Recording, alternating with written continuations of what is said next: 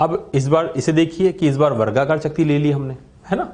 चित्रानुसार दी गई प्लेट से छायांकित भाग को हटा दिया जाता है, तो शेष भाग के द्रव्यमान केंद्र की स्थिति ज्ञात कीजिए। तो पहले तो बिना काटे जो भी है उसका सारा का सारा द्रव्यमान कहाँ रखेंगे, ज्यामितीय केंद्र पर। फिर काटा गया जो भाग है उसका द्रव्यमान उसके ज्यामितीय केंद्र पर रखेंगे और फिर देखते हैं क्या होता है। ठीक है, तो मैं इसे यहाँ एक रेखा चित्र से दिखा देता हूँ कि संपूर्ण जो है उसका द्रव्यमान मैं इसके केंद्र पे यहाँ रख दूंगा ऊपर। ठीक है, और यहाँ इसको मूल बिंदु यहाँ माना है, देखो यहाँ माना है। ठीक है, मूल बिंदु यहाँ माना है, तो इसका द्रव्यमान जो यहाँ रखेंगे इसका द्रव्यमान रख देंगे मान लो कैपिटल M, उसके निर्देशांक है 1,a, क्योंकि 2/2 का ये वर्ग था, तो आधी दूरी हो गई 1 मीटर, आधी दूरी हो गई 1 मीटर। अब ये छोटी जो टुकड़ा काटा है इसका द्रव्यमान केंद्र यहाँ आएगा, तो उसको भी उसकी छाया यहाँ ले लेते हैं स्मॉल m, और इसकी कितनी हो गई, इसके अंदर ये हो गया, या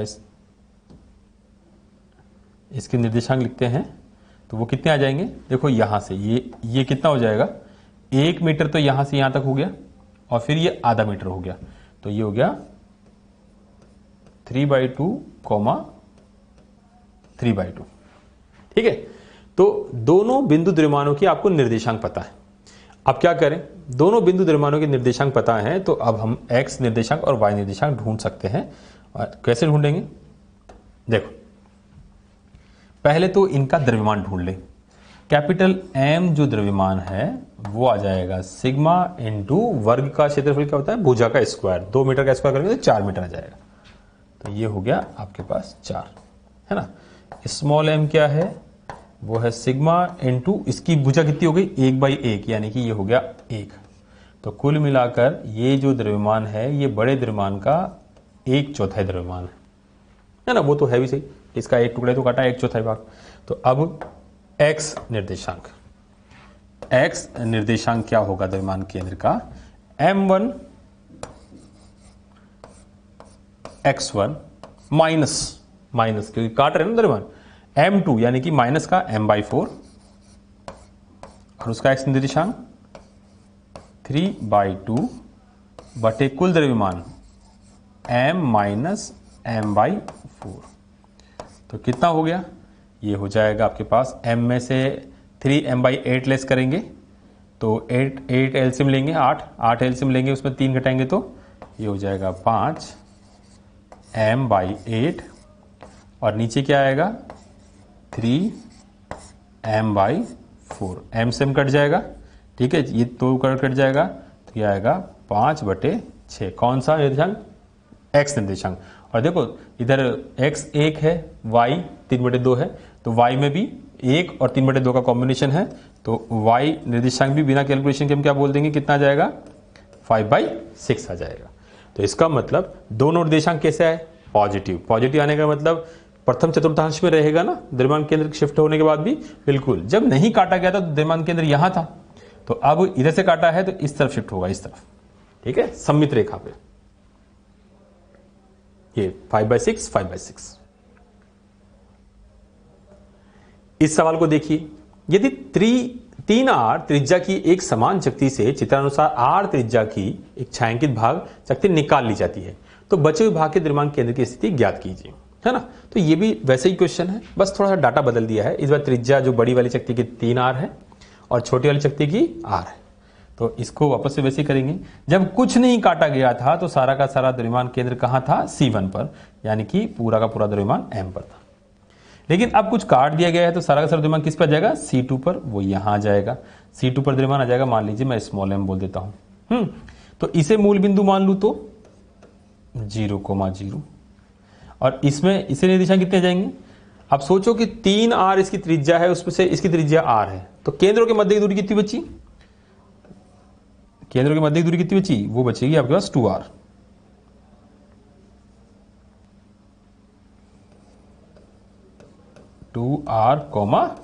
y में नहीं है, सिर्फ x में। तो हम x निर्देशांक निकालेंगे, xc बड़ा द्रव्यमान केंद्र पर था, उसका निर्देशांक x 0 था, छोटा काट कर हटाया है हमने तो माइनस के साथ, और ये लीजिए 2r। कुल द्रव्यमान घट गया है क्योंकि हमने काट कर हटा दिया है, तो हमारे पास -2 स्मॉल एम आर बटे एम माइनस एम। अब इनका द्रव्यमान ढूंढना, उन द्रव्यमान संबंध ढूंढना ही थोड़ा सा कैलकुलेटिव होता है, तो चलो वो भी ढूंढ लेते हैं। बड़ी चक्ति का द्रव्यमान क्या माना जाएगा? सिग्मा इंटू उसका क्षेत्रफल पाई आर स्क्वायर। तो आर कितना है? 3r का स्क्वायर करो तो 9r स्क्वायर, तो 9 pi R square. Small M क्या लिखोगे? वो लिखोगे sigma into pi R square, यानी कि जो बड़ा द्रव्यमान है उसका 1/9 भाग है ये छोटी शक्ति, है ना। तो यहां रख लीजिए उस मान को, तो यहां m/9 रखेंगे, m/9 रखेंगे तो कितना हो जाएगा? -2 कैपिटल m/9 का पद तो कटेगा, या नीचे कितना आएगा? 8 m/9 का पद कट गया, तो यह जाएगा आपके पास -r/4। इसका मतलब -r/4 का मतलब इससे बाईं तरफ आ जाएगा। तो कैविटी वाले क्वेश्चन, जो गुहिका वाले क्वेश्चन होते हैं जिसमें कुछ भाग काट के निकाल दिया गया है, उसमें से पहले संपूर्ण जहां नहीं काटा था उसका द्रव्यमान निकाल लीजिए, काटे हुए भाग का द्रव्यमान निकाल लीजिए, और इन्हें बिंदु रूप में इनके ज्यामितीय केंद्रों पर रखकर उनके निर्देशांक लिखिए और सॉल्व कीजिए। यही एक सबसे आसान तरीका होता है इनको सॉल्व करने का। द्रव्यमान केंद्र की गति के बारे में बात करते हैं। तो जो कणों का द्रव्यमान केंद्र की स्थिति होती है उसके लिए क्या सूत्र दिया जाता है? RCM बराबर m1r1 plus m2r2 plus m3r3। इस तरह से जितने भी कण होते हैं उनके लिए लिखते हैं, बटे नीचे कुल द्रव्यमान निकाय का लिखते हैं। अब अगर इस स्थिति सदिश को हम अवकलन कर दे समय के सापेक्ष, तो यहाँ dr1/dt, dr2/dt, dr3/dt ये सब वेग बन जाएंगे। तो क्या सूत्र आ जाएगा? m1v1 प्लस m2v2 बटे कुल द्रव्यमान, m3v3 तो वो भी लिख सकते हैं। तो यानी कि द्रव्यमान केंद्र का जो वेग है, द्रव्यमान केंद्र का जो वेग है, ये त्वरण नहीं, ये वेग, द्रव्यमान केंद्र का जो वेग है, वेग को हम लिखेंगे VCM। तो ये सूत्र हो जाएगा m1v1 plus m2v2 plus m3v3 upon total mass. और इसी प्रकार से त्वरण लिख सकते हैं m1a1 plus m2a2 m plus m3a3 upon total mass. तो सिंपल सा सूत्र है कि अपना आरसीएम का सूत्र पता है तो बस आर की जगह वी लगा देंगे वेग के लिए और त्वरण के लिए ए लिख देंगे। तो हर जो भी जितने भी निकाय में हमारे सिस्टम में जितने भी पार्टिकल हैं, कण हैं, उन सब का संवेग, तो सभी का सदिश संवेग, संवेग का सदिश हो गया क्योंकि सदिश राशि है संवेग, तो कुल संवेग बटे कुल द्रव्यमान ही द्रव्यमान केंद्र का वेग है। और कुल बल, ये बल देख रहे हैं m1a1 प्लस m2a2 जितने भी बल है निकाय पर, कुल बलों का सदिश योग बटे कुल द्रव्यमान ही निकाय के द्रव्यमान केंद्र का त्वरण है। द्रव्यमान केंद्र के बाद त्वरण आ सकता है कौन से बलों से? बाह्य बलों से। तो परिणामी बाह्य बल बटे कुल द्रव्यमान, तो यहां से हम इसको समझ सकते हैं। ठीक है, चलो कुछ क्वेश्चन करते हैं फिर देखते हैं। अब इसे समझो, नोट, यदि निकाय पर बाह्य बल अनुपस्थित हो, बाह्य बल हो ही ना, तो द्रव्यमान केंद्र का वेग अपरिवर्तित रहता है, अर्थात जैसा पहले था वैसा ही बाद में रहेगा। ठीक है, आंतरिक बलों से द्रव्यमान केंद्र का वेग बदल नहीं सकता है। इस क्वेश्चन को देखो जरा, इसमें 2 kg का पिंड और 1 kg का पिंड, अब इनके दोनों का द्रव्यमान केंद्र का वेग ज्ञात करना है। जो पहले से वेग दिए गए हैं इसके आधार पर ज्ञात करना है। ठीक है, तो क्या करें? इनके वेगों के सबसे पहले तो क्या करें? घटक करें, वेगों के घटक करें। 5 cos 37, cos 37 का मान कितना होता है? 4/5, तो ये आ जाएगा 4 और इधर आ जाएगा साइन में 3, है ना। इसके घटक करेंगे इधर और इधर। ठीक है, तो 10 cos 53, cos 53 का मान 3/5, तो 3/5 से इसे गुणा करोगे तो ये आ जाएगा 6 और ये आ जाएगा 8। सबसे पहले तो इन कणों के जो वेग आए हैं उन्हें हम सदिश रूप में भी लिख सकते हैं या एक्स वाई में अलग अलग सॉल्व कर सकते हैं। तो चलो मैं इसके वेग को लिख देता हूं, पहले v1 वेग को, उसे मैं लिखता हूं क्या सदिश रूप में? 4i cap plus 3j cap, है ना। अब दूसरे वाले पिंड के लिए मैं v2 लिख लेता हूं। उसके लिए क्या लिखूं मैं लिखूं 6i cap minus 8j cap. आप समझ गए ना मैंने माइनस क्यों लगाया? क्योंकि वो नीचे की तरफ जा रहा है। अब दोनों का वेग लिख दिया है। अब क्या करें? द्रव्यमान केंद्र का वेग ज्ञात करना, तो कुल निकाय का संवेग बटे कुल द्रव्यमान कर सकते हैं, या फिर ऐसे दिमाग में रख लो m1v1 प्लस m2v2 बटे कुल द्रव्यमान। तो चलो ठीक है, इसको ऐसे करते हैं द्रव्यमान केंद्र का वेग बराबर m1 2 kg, उसका वेग है मेरे पास, इसको मैं थोड़ा सा इस तरफ लिखता हूं,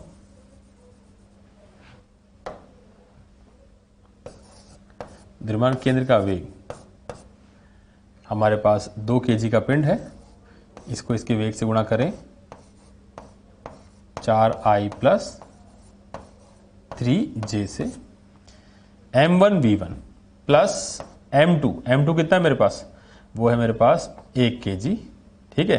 1 kg को गुणा करेंगे इसके वेग से तो कोई फर्क नहीं पड़ने वाला है, तो वो जाएगा 6I माइनस 8J, ठीक है, बटे निकाय का कुल द्रव्यमान कितना है 3 kg, 2 kg और 1 kg तीनों मिलकर 3 kg हो गया।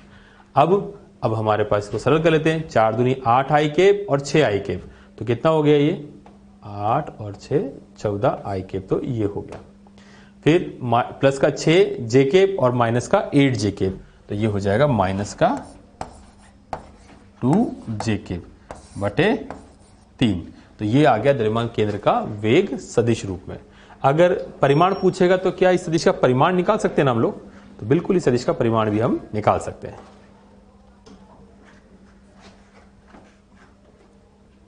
इस सवाल को देखिए, दो द्रव्यमानों 1 kg व 3 kg के त्वरण क्रमशः दिए गए हैं, तो द्रव्यमान केंद्र का त्वरण बताइए। तो वापस से m1a1 प्लस m2a2 बटे कुल द्रव्यमान कर लेंगे, तो acceleration of centre of mass, द्रव्यमान केंद्र का त्वरण 1 kg गुणा उसका त्वरण, तो वो हो जाएगा 1 kg से गुणा होने पे कोई फर्क नहीं पड़ने वाला है, 2J plus 5K cap. 3 kg को गुणा करेंगे उसके त्वरण से, तो वो हो जाएगा माइनस 2I प्लस 4 बटे 3 J cap minus K cap. नीचे निकाय का कुल द्रव्यमान कितना हो गया, 3 और 1 4 kg, और यहां से इसे सॉल्व कर लेंगे। सॉल्व करेंगे तो I और ये माइनस का 6I, तो माइनस का 5I, ठीक है, माइनस का 2 और ये हो जाएगा यहां गुणा होगा तो प्लस का 4, तो ये होगा प्लस का 2J केप, ठीक है, प्लस का 5K और ये माइनस का 3 यहां मल्टीप्लाई होगा तो प्लस का 2K केप बटे 4, तो ये आ गया हमारे पास द्रव्यमान केंद्र का त्वरण। तो द्रव्यमान गुणा त्वरण करते तो ये वास्तव में बल ही लिख रहे हैं, बल, कुल बल बटे द्रव्यमान लिख रहे हैं, निकाय का द्रव्यमान।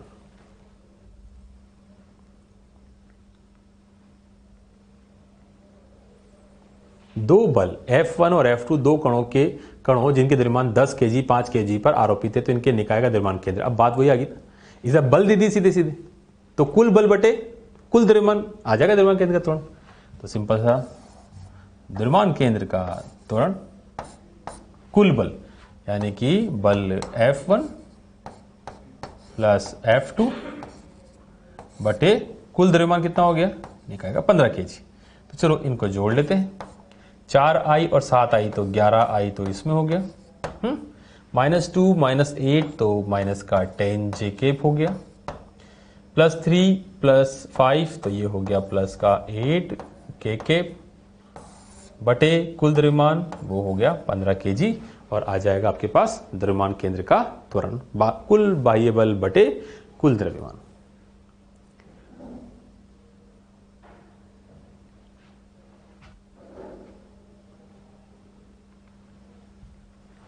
यहां ये मिसिंग, दिए गए निकाय के द्रव्यमान केंद्र का त्वरण होगा। अब एक निकाय दिया गया है जिसमें दो पिंड लगे हैं M1 M2 के, और M1 भारी है क्योंकि उसमें दिखाया गया है कि ये नीचे जा रहा है ऊपर जा रहा है, और ये दिशा धनात्मक माननी है और ये दिशा ऋणात्मक माननी, सवाल ने ऐसा दिया। तो ठीक है, तो सबसे पहले तो इनके त्वरण ज्ञात कर लेते हैं कि इस निकाय में इन पिंडों के त्वरण क्या बनते हैं, है ना। द्रव्यमान केंद्र का त्वरण तो बात की बात है, पहले पिंडों के अपने अपने त्वरण तो ज्ञात कर लें। तो A बराबर कुल परिणामी बल M1 माइनस M2G बटे कुल द्रव्यमान M1 प्लस M2। भाई इस तरफ जो बल लग रहा था वो कितना लग रहा था,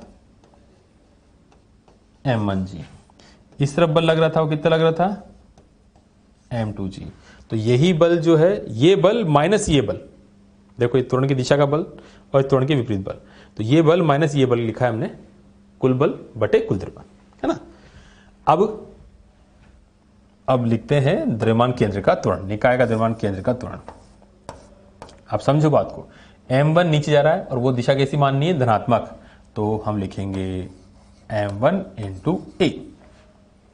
m2 ऊपर जा रहा है और ये नीचे धनात्मक है तो ये नेगेटिव हो गई, तो फिर माइनस m2a बटे निकाय का कुल द्रव्यमान m1 प्लस m2। a का मान वो रहा, a का मान वो मान पुट कर सकते हैं और सॉल्व कर सकते हैं।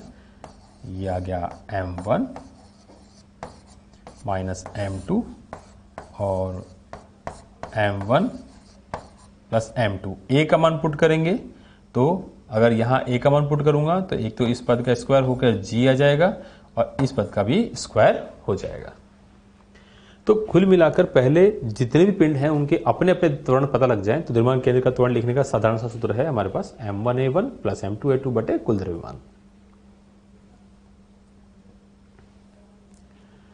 दो कणों की स्थितियों तथा वेग को चित्र में दिखाया गया है। यदि कण परस्पर एक दूसरे के आकर्षण बल में गति करते हैं तो समय t बराबर 1 सेकंड पर द्रव्यमान केंद्र की स्थिति होगी। अब क्या होता है कि ये परस्पर आकर्षण बल से गति तो कर रहे हैं, लेकिन जो इनके वेग दिए गए ये पहले से दिए गए इनको, है ना। ये इनकी गति स्टार्ट 0 से नहीं हुई है, ये पहले से दिए गए हैं।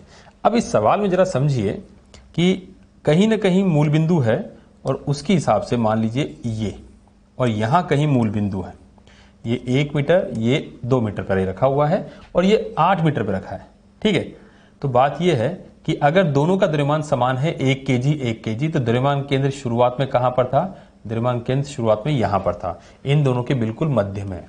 तो 8 और 2 के मध्य कुल दूरी थी 6, तो 6 का आधा 3, तो 2 पर तो था, 3 और जोड़ दीजिए तो x बराबर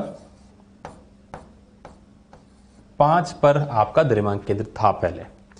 अब क्या करें, दिए गए वेगों के हिसाब से द्रव्यमान केंद्र का वेग निकाल लेते हैं।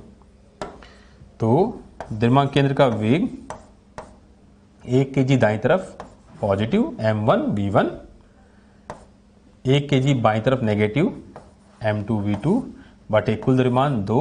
तो द्रव्यमान केंद्र का वेग कितना आया, 1 मीटर प्रति सेकंड आया, है ना। अब उससे क्या हुआ, उससे हुआ ये कि हमें पता लगा कि हमारा द्रव्यमान केंद्र गतिशील है दाईं तरफ, प्लस का वेग आया इसलिए प्लस की दिशा में 1 मीटर पर सेकंड से द्रव्यमान केंद्र गतिशील है, ठीक है। अब क्या होता है, जो t बराबर 0 पर आपको x बराबर 5 पर देखने को मिल रहा है, t बराबर 0 पर, तो 1 सेकंड बाद ये 1 मीटर आगे चला जाएगा, तो t बराबर 1 सेकंड पर कहां होगा, 6 पर हो जाएगा, है ना, क्योंकि द्रव्यमान केंद्र का वेग कितना आया, 1 मीटर प्रति सेकंड आया।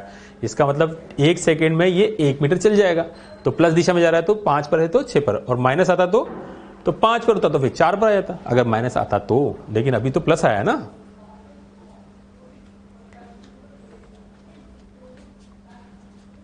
गुरुत्व केंद्र, देखिए जैसे द्रव्यमान केंद्र होता है जहां संपूर्ण द्रव्यमान केंद्रित माना जा सकता है, तो गुरुत्व केंद्र क्या होता है, गुरुत्व केंद्र होता है, देखो गुरुत्व यानी कि गुरुत्वाकर्षण बल। तो गुरुत्वाकर्षण बल जहां पर संपूर्ण गुरुत्वाकर्षण बल अर्थात भार, जहां पर पिंड का संपूर्ण भार केंद्रित माना जाता है, जहां कार्य करता है वो भार, उसे बोलते हैं हम गुरुत्व केंद्र।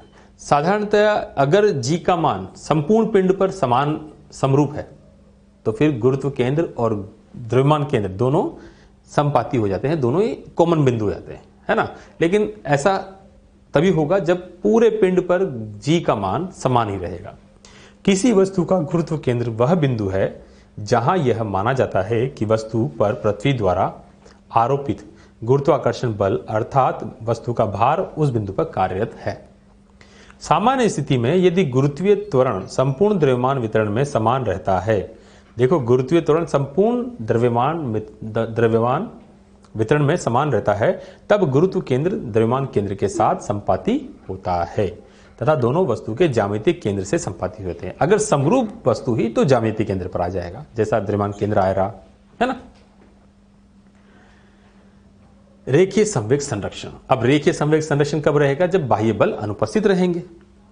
कणों के निकाय का कुल रेखीय संवेग आंतरिक बलों के कारण परिवर्तित नहीं हो सकता। आंतरिक बलों के कारण परिवर्तित नहीं हो सकता, इस बात को ध्यान रखिए। ठीक है, यदि बाह्य बलों का कुल आवेग किसी समय अंतराल में शून्य हो, अर्थात इस समय अंतराल में निकाय का कुल संवेग संरक्षित रहेगा। जब बाह्य बल अनुपस्थित हैं तो ठीक है, बाह्य बल अनुपस्थित है तो कुल संवेग निकाय का संरक्षित रहेगा, यानी कि अंतिम संवेग बराबर प्रारंभिक संवेग, ये तभी रहेगा जब बाह्य बल अनुपस्थित रहेंगे। आंतरिक बलों से कोई फर्क नहीं पड़ने वाला संवेग पर, क्योंकि आंतरिक बल सदैव क्रिया प्रतिक्रिया के रूप में रहते हैं। उपरोक्त कथन को संवेग संरक्षण का सिद्धांत कहते हैं। चूंकि बल आवेग तथा संवेग सदिश राशियां हैं, निकाय के संवेग का घटक किसी विशिष्ट दिशा में संरक्षित होगा। इस बात को समझिए। मान लीजिए किसी भी निकाय पर y दिशा में बल शून्य है और x में नहीं है, तो x दिशा में निकाय का संवेग संरक्षित नहीं रहेगा, लेकिन y दिशा में अगर बल शून्य है तो y दिशा में निकाय का संवेग संरक्षित रहेगा। इसीलिए किसी विशेष दिशा में बोल रहा है ये, यदि उस दिशा में बाह्य बलों का कुल आवेग शून्य हो। शून्य बाह्य बल बराबर जड़त्व निर्देशांक के सापेक्ष स्थिर द्रव्यमान स्थिर ही रहता है। ठीक है, और अगर नियत वेग से गतिशील है तो वो नियत वेग से गतिशील बना रहेगा। अब जैसे बंदूक से गोली चलाते हैं, तो बंदूक से जो गोली चलती है तो बंदूक में गोली रखी हुई थी, तो बंदूक और गोली दोनों स्थिर थे, यानी कि निकाय के पास प्रारंभ में कुल संवेग शून्य था। अब जैसे ही गोली चलती है तो गोली भागती है इस तरफ, बंदूक को झटका लगता है इस तरफ, तो क्या होता है कि गोली का संवेग इधर आया है तो बंदूक का संवेग इधर आता है, ताकि वापस परिणामी संवेग क्या बन जाए जो प्रारंभ में था। प्रारंभ में निकाय का संवेग कितना था, शून्य, तो वापस कितना बन जाए, शून्य। इसलिए गोली का संवेग x दिशा में है तो बंदूक का संवेग समान परिमाण का -x दिशा में होता है, इसलिए गोली चलाने में बंदूक झटका देती है ना। तो यहीं पर यही है कि भाई कुल सिस्टम का जो संवेग था वो गोली बंदूक प्लस गोली है ना। तो यहां पर ये हमारे पास 0 था तो बाद में 0 रहेगा। इसका मतलब गोली और बंदूक का जो संवेग है वो परिमाण में समान और दिशा में विपरीत बनता है ना। तो आप चाहो तो इससे समीकरण बन जाएगी।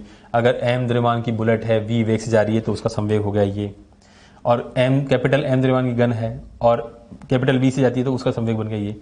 तो वेग निकालना है तो गोली का संवेग में बंदूक के संवेग द्रव्यमान का भाग लगा देंगे, तो बंदूक को कितना वेग मिलेगा वो प्राप्त हो जाएगा। वो आप संवेग बराबर तुल्य करके कर सकते हैं, है ना। उसके लिए आपको कोई रटने की जरूरत नहीं। अतः गोली आगे की ओर गतिशील होती है, बंदूक पीछे की ओर, है ना। बंदूक का द्रव्यमान जितना ज्यादा होता है उतना ही कम उसका वेग होता है, क्योंकि द्रव्यमान गुणा वेग संवेग होता है। अब द्रव्यमान ज्यादा होगा तो वेग कम हो जाएगा। अब गतिज ऊर्जा क्या होती है, संवेग का स्क्वायर बटे 2m।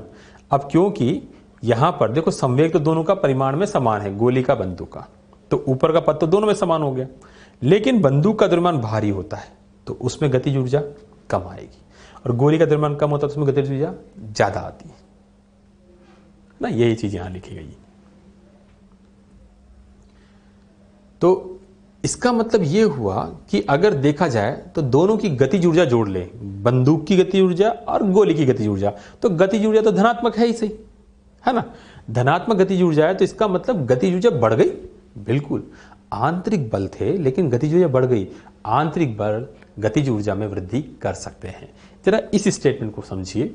निकाय पूर्व में विरामावस्था में था, अतः निकाय की आरंभिक गतिज ऊर्जा शून्य होगी। निकाय की अंतिम गतिज ऊर्जा शून्य से अधिक होगी। निकाय की अंतिम गतिज ऊर्जा शून्य से अधिक होगी, अतः निकाय की गतिज ऊर्जा नियत नहीं है परंतु बढ़ रही है, और इसे बढ़ा रहा है आंतरिक बल। अब बंदूक और गोली में आंतरिक बल क्या है, जो बारूद जलता है ना वो आंतरिक बल बनाता है। यदि स्थितिज ऊर्जा नियत मानी जाए तो यांत्रिक ऊर्जा गतिज ऊर्जा प्लस इसी ऊर्जा भी बढ़ेगी। अब ये कुल ऊर्जा बढ़ कैसे रही है, जब ये कुल ऊर्जा तो बढ़नी नहीं चाहिए, तो नहीं बढ़ रही है। एक्चुअली वो जो यद्यपि ऊर्जा सदैव संरक्षित रहती है, यहां बारूद की रासायनिक ऊर्जा, देखो ऊर्जा नहीं बढ़ रही है, कुल यांत्रिक ऊर्जा तो संरक्षित ही रहेगी, लेकिन बारूद की रासायनिक ऊर्जा किससे परिवर्तित हो रही है, गतिज ऊर्जा में। इसलिए वहां पर गतिज ऊर्जा में आपको वृद्धि नजर आती है।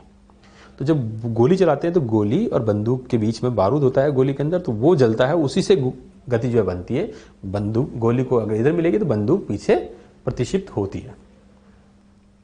तो इसमें अपने को सिर्फ और सिर्फ एक चीज समझनी कि बाह्य बल अगर नहीं है तो हम क्या संरक्षित कर सकते हैं, संवेग संरक्षित रख सकते हैं, और गतिज ऊर्जा का सूत्र p² / 2m बस, है ना।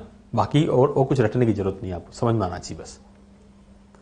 ये देखो, जब गोली ब्लॉक में फंसी रह जाए, अब मान लीजिए हमने क्या करा, एक ब्लॉक लटकाया, उसमें एक गोली चला दी, अब गोली ब्लॉक में जाके अटक गई, तो क्या होगा, गोली की गतिज ऊर्जा या संवेग की बात करें तो गोली के पास संवेग था, ब्लॉक के पास प्रारंभ में कोई संवेग नहीं था, लेकिन निकाय के पास संवेग तो था ना, गोली के कारण ही सही।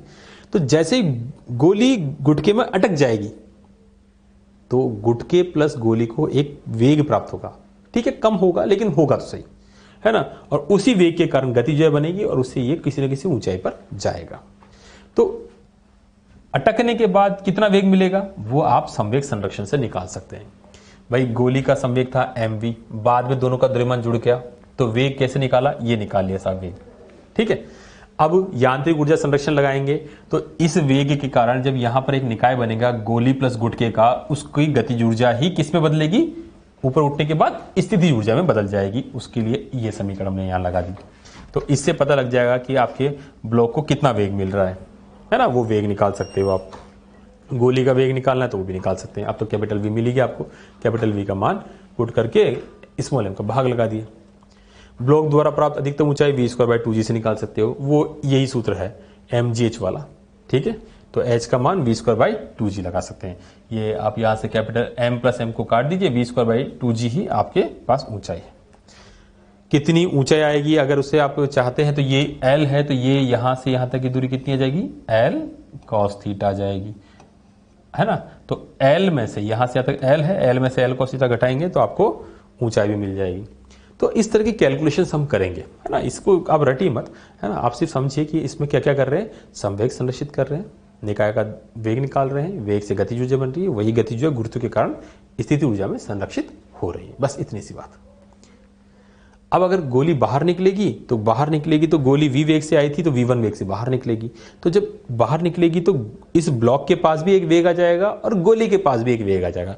इन दोनों का संवेग मिलाकर होना चाहिए अकेले गोली के संवेग के प्रारंभिक संवेग के बराबर, क्योंकि प्रारंभ में गुटके के पास कोई संवेग नहीं था। तो एक संवेग संरक्षण यहां लगाएंगे, ऊर्जा संरक्षण लगाएंगे और वापस से वही कैलकुलेशन हम करेंगे। तो जरा क्वेश्चन करते हैं। यदि 10 केजी द्रव्यमान की गोली 500 की चाल से चलते हुए 2 केजी द्रव्यमान के गुटके में टकराती है, उसमें टकराएगी, तो उसमें धंस जाती है, अब यानी कि धंस के उसमें जुड़ गई साथ में, है ना। अब 2 केजी का पेंट 10 ग्राम की गोली, तो द्रव्यमान में बहुत ज्यादा परिवर्तन तो नहीं, लेकिन आ ही गया, तो कितना ऊंचाई तक जाएगा, ठीक है। अब ये गोली इसमें आएगी, टकराएगी, तो मान लो ये यहां तक आ गया निकाय, ये यहां तक आ गया निकाय, इसमें एक गोली आके अटक गई, तो कितना, ये है ना,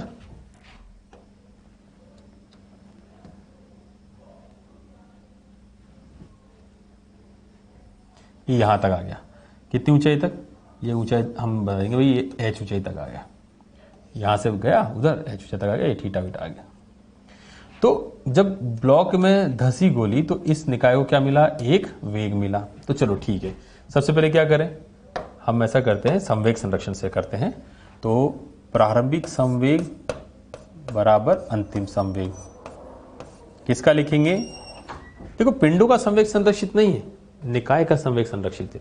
तो प्रारंभ में निकाय के पास जो है गोली के पास, तो गोली का 10 ग्राम का वेट है, 10 ग्राम का वेट का मतलब कितना हो गया, क्या मैं लिखूं 10 × 10⁻³ kg की गोली 500 की चाल से चल रही थी, उसके बाद 2 kg प्लस 10⁻² kg की गोली, है ना, 10⁻² हो जाएगा ना, और ये v वेग से गई। अब 2 kg में 10 ग्राम जोड़ें तो बहुत ज़्यादा चेंज नहीं आएगा, इसलिए इसकी कैलकुलेशन अगर आप कम करना चाहते हो तो इसे लगभग 2 kg मान सकते हैं, है ना। तो ये तो हो गया हमारे पास 5, लगभग हम इसे मान लें 2v, तो v बराबर आ गया 5/2 मीटर पर सेकेंड से गोली प्लस गुटका का निकाय ऊपर उठेगा।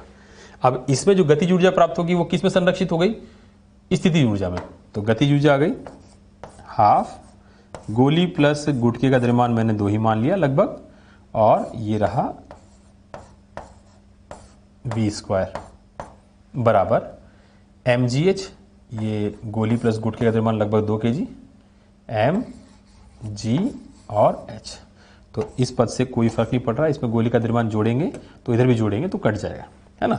तो ये हो गया जी का मान 10 ले लेते हैं, ये हो गया 25/8 और ये हो जाएगा 25/80 एच। जी का मान 10 रख के इधर ले आइए।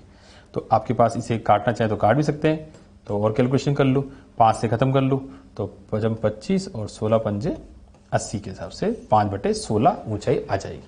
तो सिर्फ और सिर्फ 2 काम, संवेग संरक्षण और यांत्रिक ऊर्जा संरक्षण। तो इससे क्या हो गया, आपको मिल जाएगा कि ये निकाय कितना ऊपर उठेगा, ये ठीक है। तो ये एच आ जाएगा आपके पास। उपरोक्त प्रश्न में यदि टक्कर के बाद गोली 100 के वेग से गुटके से बाहर निकलती तो 500 से आई थी, टकराकर 100 से निकल गई, तो गुटके के बाद कितना ऊंचे तक जाएगा। अब वापस से क्या होगा, संवेग संरक्षण तो लगाते हैं, तो चलो संवेग संरक्षण लगाते हैं। 10 ग्राम की गोली, ये 10 ग्राम को केजी में बदला, 500 से आई, संघट के बाद 10 ग्राम की गोली 100 के वेग से निकल गई और 2 केजी का पिंड v वेग प्राप्त कर लेता है हमारा ब्लॉक, है ना। तो ये हो गया हमारे पास 5 - 1 तो 4 बराबर 2v।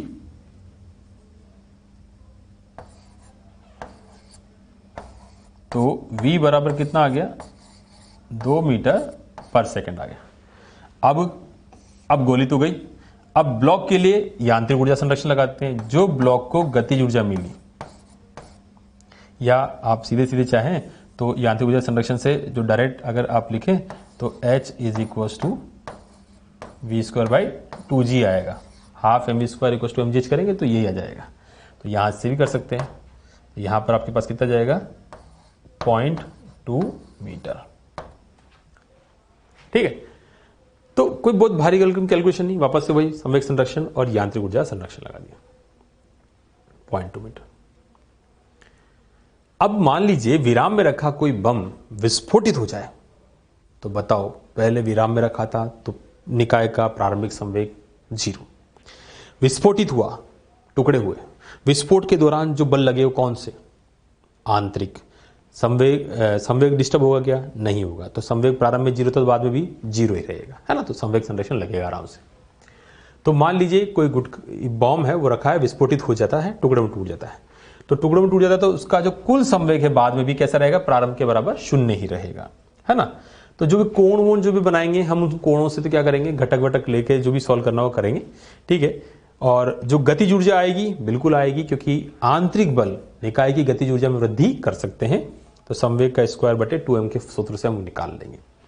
तो इसमें भी हम संवेग संरक्षण करेंगे और गतिज ऊर्जा अगर जरूरत पड़ी तो निकाल सकते हैं। इस क्वेश्चन को देखो जरा, 4 केजी द्रव्यमान का एक बम विराम में है, यह 1 और 3 के 2 टुकड़े में टूट जाता है। यदि 3 केजी का टुकड़ा 10 के वेग से चलता हो तो दूसरे टुकड़े का वेग आंतरिक बलों द्वारा किया गया कार्य, ठीक है। तो संवेग संरक्षित रहेगा। तो 4 केजी का बम विराम में था तो प्रारंभिक संवेग कितना हो गया, प्रारंभिक संवेग हो गया 0।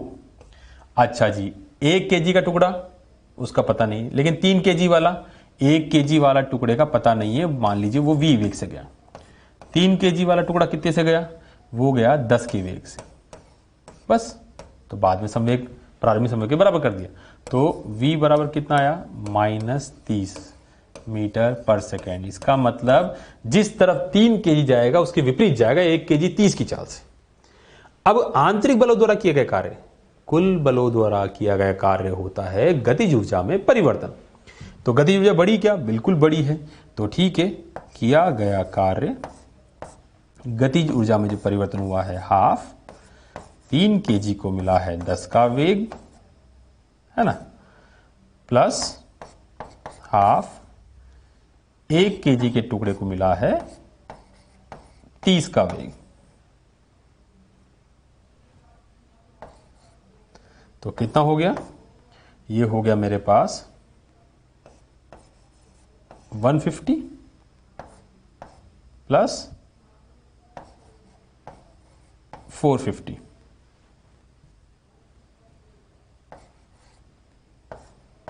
यानी कि 600 जूल कार्य हुआ है आंतरिक बलों के द्वारा, क्योंकि उतनी ही गतिज ऊर्जा बढ़ी है। जो गतिज ऊर्जा बढ़ेगी वो किसने बढ़ाई? आंतरिक बलों ने। ये 600 जूल और ये -30। इस सवाल को देखिए, एक 6 केजी द्रव्यमान का बम विराम में है। यह 1 केजी, 1 केजी और 4 केजी के 3 टुकड़ों में फट जाता है। यदि पहले 2 टुकड़े 10 मीटर प्रति सेकेंड को चाल से एक दूसरे से लंबा दिशा में चलते हैं तो तीसरे टुकड़े का वेग तथा निकाय की अंतिम गति ऊर्जा। इसका मतलब बम विराम में था, प्रारंभिक संवेग 0 था, ठीक है। अब हुआ यह है कि 2 टुकड़े जो हैं लंबा दिशा में गए हैं, तीसरा टुकड़ा जो है उसका पता नहीं है, ये तीसरा टुकड़ा जो है उसका पता नहीं है। एक टुकड़ा उस तरफ गया है और एक टुकड़ा इस तरफ गया है। तो जो 1-1 केजी के टुकड़े हैं ये तो परस्पर लंबा दिशा में चले गए साहब। ये जो 4 केजी का टुकड़ा है इसका पता नहीं कहाँ गया है, ठीक है। तो कोई बात नहीं, इनकी चाल कितनी है? 10 और इसकी चाल भी है 10, ठीक है। तो हम तो क्या करें, संवेग लिखते हैं। प्रारंभिक संवेग कितना? 0। अब अंतिम में 0 बनना चाहिए, है ना। तो लेकिन संवेग सदिश के हिसाब से लिखेंगे। द्रव्यमान और वेग, तो ये हुआ 10 I कैप। द्रव्यमान और वेग, तो ये हुआ प्लस का 10 J कैप। 4 केजी का टुकड़ा, उसका मुझे नहीं पता कि उसका क्या हुआ है, 4V, ठीक है। और ये हो गया हमारे पास V सदिश बराबर 5 I cap plus 5 J cap बटे 2, लेकिन माइनस में। ये सारी चीज पक्षांतरण करके इधर लाओगे ना और फिर 4 का भाग लगाओगे तो 2 तो कट जाएगा, है ना, 2 बचे।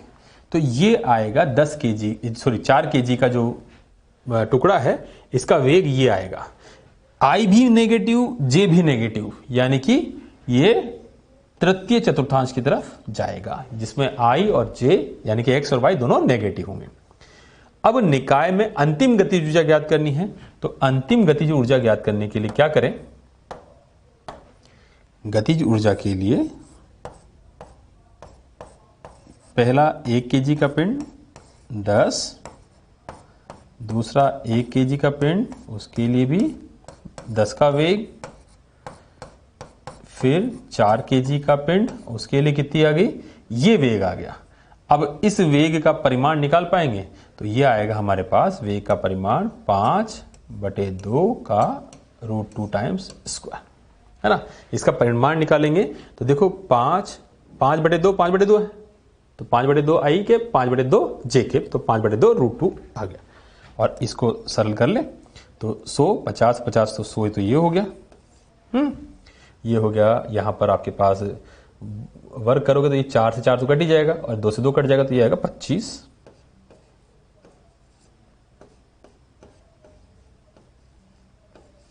तो 125 जूल की अंतिम गतिज ऊर्जा हमारे पास आ जाएगी। 125 जूल गतिज ऊर्जा आ गई और ये वेग आ गया आपके पास 10I और फिर 4 का भाग लगाएंगे तो ये आ जाएगा। इस प्रश्न को देखिए, M द्रव्यमान का बम प्रारंभिक चाल U से थीटा कोण पर प्रक्षेपित किया जाता है तथा उच्चतम बिंदु पर जाकर ये 2 बराबर टुकड़ों में फट जाता है। अब M/2 2 टुकड़े हो गए उसके। यदि एक टुकड़ा अपने प्रारंभिक पथ पर चलने लगे तो दूसरे टुकड़े का वेग ज्ञात कीजिए। अब बात यह है कि प्रारंभिक पथ पर चलने लगे, ये बात थोड़ी सी इंपॉर्टेंट है और यही आपको हिंट देती है क्वेश्चन के अंदर कि भाई अगर मैंने यहां से एक पिंड को ऐसे प्रक्षेपित किया, वो अपने पथ के उच्चतम बिंदु पर 2 बराबर भागों में टूट गया, M/2 और M/2। आप जानते हो टूटने से पहले वेग कितना था इसके पास? अगर इसे U वेग से प्रक्षेपित करते हैं थीटा कोण पर, तो उच्चतम बिंदु पर वेग बचता है सिर्फ और सिर्फ कौन सा वाला? क्षैतिज वाला। तो टूटने से पहले जो वेग था वो कितना था?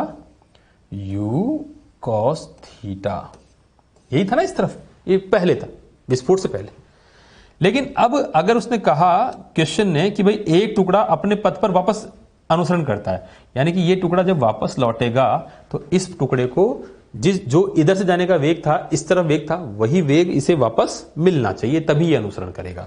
इसका मतलब यही हिंट है कि जो विस्फोट से पहले वेग था U cos थीटा, तो वही वेग इसे इधर मिलना चाहिए, तभी ये अपने पथ का अनुसरण करके वापस यहां आएगा। तो इसका वेग हो गया u cos थीटा, और इस टुकड़े का विस्फोट के बाद हमें वेग ज्ञात करना है। तो जब विस्फोट नहीं हुआ था तो संपूर्ण m द्रव्यमान का विस्फोट से ठीक पहले वेग था u cos थीटा। विस्फोट से ठीक पहले और विस्फोट के ठीक पश्चात ही हम बात करते हैं संवेग संरक्षण की। और क्योंकि यहां पर आंतरिक बल बहुत शक्तिशाली हैं, इसलिए हम बाह्य बल गुरुत्व को नेग्लेक्ट भी कर सकते हैं। और हम जो बात कर रहे हैं वो कौन सी दिशा में बात कर रहे हैं? अभी x में। विस्फोट से ठीक पहले पूरा का पूरा टुकड़ा m द्रव्यमान का था। m द्रव्यमान के पास u cos थीटा, x दिशा में वेग था, y में उच्चतम बिंदु पर कोई वेग नहीं था। तो हम x दिशा के अनुदिश संवेग संरक्षित कर रहे हैं, y के अनुदिश संवेग हम संरक्षित नहीं कर रहे हैं। ठीक है, तो संवेग संरक्षण करें x दिशा के अनुदिश।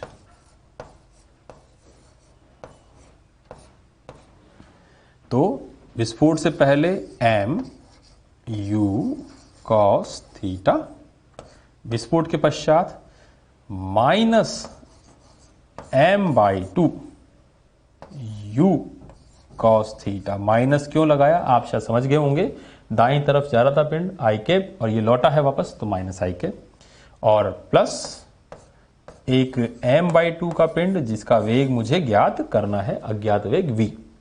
तो इस पद को इधर लाएंगे, जुड़ जाएगा 3/2 mu cos थीटा बराबर m/2 v। m/2 काट दीजिए, v बराबर 3u cos थीटा। तो इस तरह से हमने संवेग संरक्षण से इसका वेग निकाल लिया कि जो ये m/2 का टुकड़ा है ये 3u cos थीटा से आगे की ओर जाएगा, 3u cos थीटा। इस प्रश्न को देखिए, एक बम को ऊर्ध्वाधर ऊपर की ओर 50 के वेग से फेंका जाता है।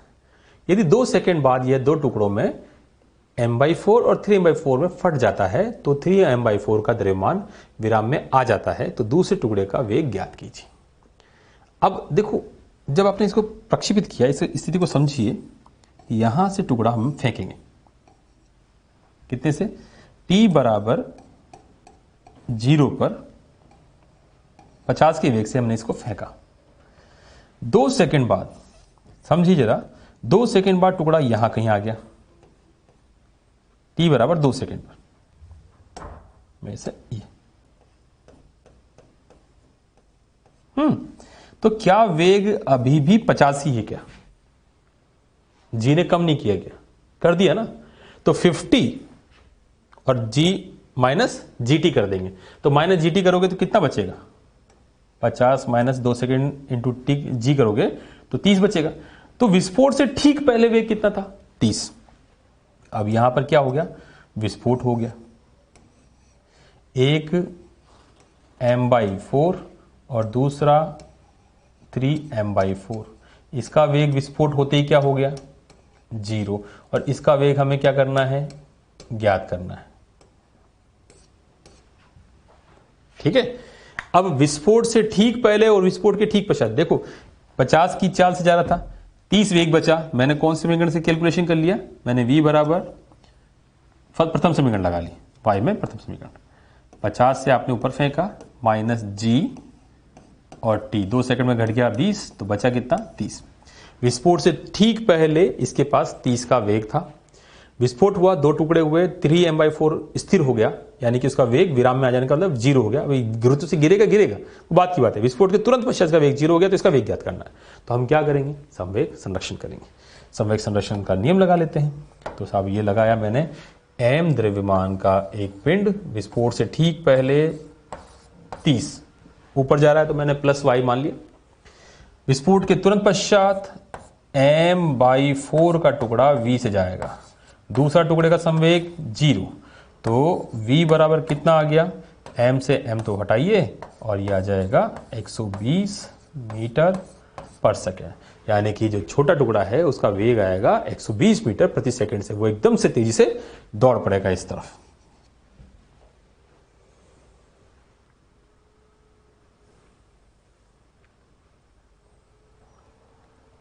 जब दो द्रव्यमानों को हम स्प्रिंग से जोड़ देते हैं, स्प्रिंग से कनेक्ट कर देते हैं, तो उनकी गति के अध्ययन करें तो देखो दो द्रव्यमान जुड़े हुए हैं एक स्प्रिंग से। स्प्रिंग उस इन दोनों के निकाय का आंतरिक बल बनाएगी। पहली बात तो ये। दूसरी बात, स्प्रिंग एक संरक्षी बल भी है। इसका अंदर निकाय की यांत्रिक ऊर्जा भी संरक्षित रहेगी। स्प्रिंग के अंदर स्थित जो स्थिति ऊर्जा संचित होती है ना, और गति ऊर्जा ब्लॉक के पास रहेगी। अब इसमें भी हम क्या कर लेंगे, संवेग संरक्षित करेंगे और यांत्रिक ऊर्जा संरक्षण लगाएंगे और उसी के आधार पर सवालों को सरल करेंगे। संवेग संरक्षित रहेगा, किसी भी क्षण पर दोनों ब्लॉकों का संवेग का परिमाण समान होगा, लेकिन हमेशा विपरीत दिशा में रहेगा ताकि निकाय का संवेग बना रहे। अगर हमने इनको क्या करा, आरंभ में विराम से छोड़ा था, तो विराम से आपने इनको छोड़ दिया, खींच के स्प्रिंग को छोड़ दिया, छोड़ते ही ब्लॉक इधर दौड़ते उनका वेग आ गया, है ना, तो उनका वेग आ गया, तो प्रारंभिक संवेग 0 था, तो बाद में किसी भी क्षण दोनों के संवेग का सदिश योग हमेशा 0 ही आएगा। भिन्न भिन्न स्थिति में भिन्न भिन्न होंगे, लेकिन उनका सदिश योग हमेशा 0 ही आएगा, क्योंकि हमने छोड़ा था जब निकाय को प्रारंभिक स्थिति 0 से, तो प्रारंभिक संवेग 0 था, तो बाद में किसी भी क्षण चेक करिए कुल परिणामी संवेग 0 ही बना रहेगा। दोनों ब्लॉक परस्पर विपरीत दिशा में गति करेंगे, ये भी समझ आ गया। हल्का ब्लॉक अधिक तेज गति करेगा, m × v दूसरे के बराबर होना चाहिए, विपरीत वाले के बराबर। गतिज ऊर्जा का सूत्र आपको पता है ही सही। दोनों ब्लॉक की गतिज ऊर्जाएं भिन्न भिन्न होंगी। कम द्रव्यमान वाला ब्लॉक की गति ऊर्जा ज्यादा होगी, p²/2m, जिसका m कम है उसकी गति ऊर्जा ज्यादा है। तो जो गति ऊर्जा आ रही है वो स्प्रिंग से मिल जाएगी उनको, स्थिति ऊर्जा जो स्प्रिंग में संचित है वो गतिज में बदल दी जाएगी। ब्लॉकों की आरंभिक गतिज ऊर्जा 0 थी, लेकिन जो स्प्रिंग में संचित ऊर्जा थी वही उनकी गति ऊर्जा में वृद्धि करेगा। सवाल देखिए, स्प्रिंग में अधिकतम संकुचन ज्ञात करो। पहले एक प्रारंभिक स्थिति जो है नेचुरल लेंथ में है भी स्प्रिंग के कांस्टेंट की, वो रखी हुई है। 3 kg 2 kg के ब्लॉक जुड़े हुए हैं, घर्षण वर्षण की कोई चर्चा है ही नहीं। इस पिंड को हमने क्या दे दिया, एक वेग दे दिया 30 का। अब एक चीज जो आपको नोट कर लेनी चाहिए वो ये कि दो पिंडों के मध्य न्यूनतम दूरी या अधिकतम दूरी की स्थिति तभी होगी जब उनके वेग समान होंगे, परिमाण और दिशाएं दोनों। जब दो पिंडों के वेग समान होंगे तो उनके मध्य न्यूनतम या अधिकतम दूरी होती है, ये आप नोट कर लीजिए। इसीलिए अधिकतम संकुचन की स्थिति में दोनों पिंडों के वेग कैसे कर दिए गए हैं, समान, है ना। तो जरा हम संवेग संरक्षण लगा सकते हैं, बिल्कुल लगा सकते हैं। प्रारंभिक संवेग है सिर्फ इसके पास, उसके पास कोई संवेग नहीं है, तो प्रारंभिक संवेग हो गया 3 × 30 बराबर अंतिम संवेग, दोनों का संवेग 5v, दोनों के वेगों की दिशा समान होनी चाहिए, है ना। अधिकतम संकुचन यानी कि न्यूनतम दूरी, और अधिकतम विरलन की बात करता तो दोनों के बीच अधिकतम दूरी कब आती, जब इनके वेग समान ही होते, स्थिति दोनों केस के लिए सेम। तो v बराबर ये आ गया आपके पास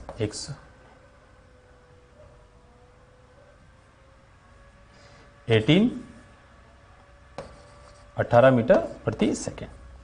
तो उस स्थिति में अब कितना होगा भाई, जो भी यहां पर वेग दिया आपने उससे स्प्रिंग दबी होगी, स्प्रिंग ने बल बनाया होगा इस तरफ, तो ये चला होगा, ये घटा होगा, तो स्प्रिंग में एक संकुचन आएगा। संकुचन आएगा तो गतिज ऊर्जा का कुछ भाग किसमें हो गया, स्प्रिंग में चला गया, और कुछ भाग अभी भी गतिज ऊर्जा के रूप में है। तो क्या करें, संरक्षित कर दे, क्या यांत्रिक ऊर्जा संरक्षित कर देते हैं।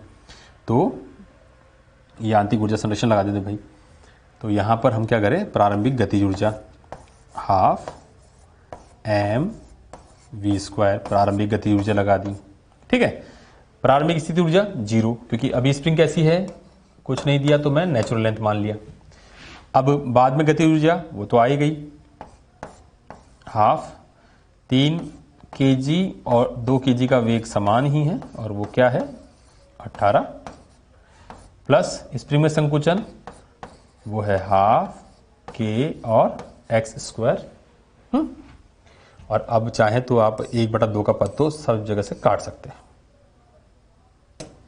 ये हो गया आपके पास कितना, ये हो गया 5, है ना, और यहां पर है x, तो ये पद इधर ले आएंगे, लेकिन ये हो गया मेरे पास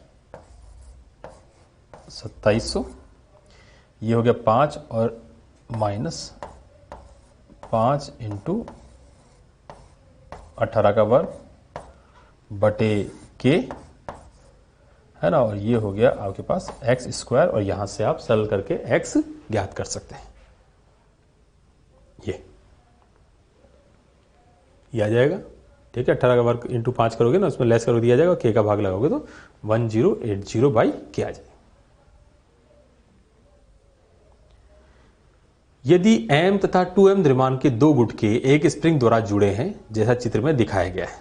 प्रारंभ में स्प्रिंग का x दबाकर छोड़ दिया, इस बार स्प्रिंग दबी हुई है x, अब छोड़ते किधर भागेंगे भाई, छोड़ेंगे तो प्रारंभिक समय कितना है 0, छोड़ते ब्लॉक का भागेंगे विपरीत दिशा में, तो जब आप छोड़ोगे तो विपरीत दिशा में भाग देंगे, तो उस समय गुटकों का वेग ज्ञात कीजिए जब अपनी वास्तविक लंबाई, मान लीजिए स्प्रिंग की वास्तविक लंबाई यही है, ये स्प्रिंग वास्तविक लंबाई आ गई, इस समय इसका वेग आ गया मान लीजिए v1 और इसके पास वेग आ गया मान लीजिए v2।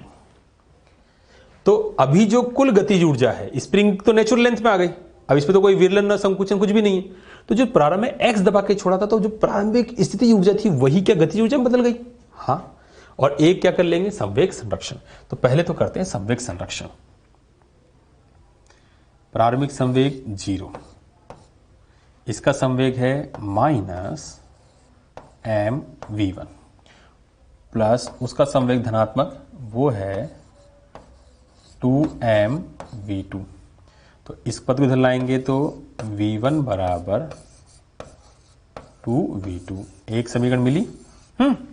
दूसरी समीकरण कहां से मिलेगी, वो यांत्रिक ऊर्जा संरक्षण से मिलेगी। ठीक है, जो प्रारंभ में आपने x स्प्रिंग को दबाकर छोड़ा था, तो जो ऊर्जा थी वो इतनी थी, और अब स्प्रिंग नेचुरल लेंथ में है तो उसमें कोई संचित ऊर्जा नहीं है, तो अब इन गुटकों की जो गति ऊर्जा है हाफ m v1 की जगह मैं क्या 2v2 पुट कर दूं सीधे सीधे, प्लस हाफ 2mv2 स्क्वायर। ठीक है, तो यहां से हाफ का पद काट दीजिए, के एक्स स्क्वायर बराबर हाफ तो कट ही गया, ये हाफ हाफ हाफ हटा दीजिए, है ना। तो हमारे पास क्या हो गया, ये हो गया 4 और ये हो गया 2, तो 6mv2 स्क्वायर। तो v2 बराबर के एक्स स्क्वायर बटे 6m अंडर रूट में आ गया, ये आ गया v2। ठीक है, और v1 इसका दुगना कर लेंगे, v1 बराबर 2 अंडर रूट ऑफ के एक्स स्क्वायर बाई 6m। भाई एक तो संवेग संरक्षित रहेगा क्योंकि जो स्प्रिंग का बल है वो आंतरिक बल है, दूसरा जो स्प्रिंग में संचित ऊर्जा थी वही बाद में किसमें बदली, जब स्प्रिंग अपनी प्राकृतिक लंबाई में आई तो उसमें कोई संचित स्थिति ऊर्जा न बची, वो बची जो संचित ऊर्जा थी वो किस में चली गई, गतिज ऊर्जा, ब्लॉक की गति ऊर्जा में चली गई।